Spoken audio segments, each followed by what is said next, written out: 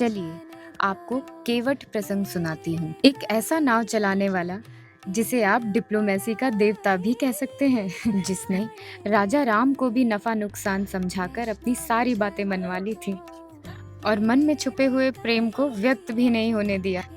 पहली बात थी, बिना पैर धोए नाव में नहीं चढ़ने दूंगा। जब राम जी ने पूछा क्यों, तो बोला मुझे मालूम है आपके पैर में जादू है। मैंने सुना है आपके पैर की धूल से तो पत्थर भी स्त्री में बदल जाता है।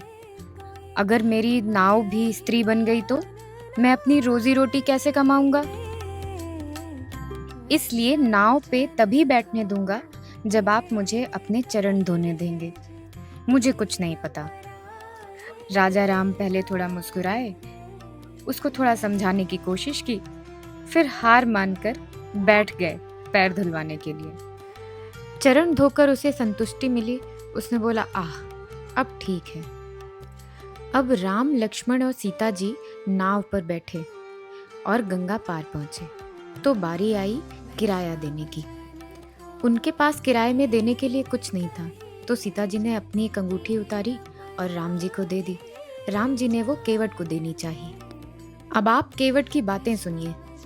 कहता है, ये क्या कर रहे हैं आप? हम एक ही व्यवसाय करते हुए एक दूसरे से व्यापार कैसे कर सकते हैं? राम जी ने कहा, एक ही व्यवसाय? वो कैसे?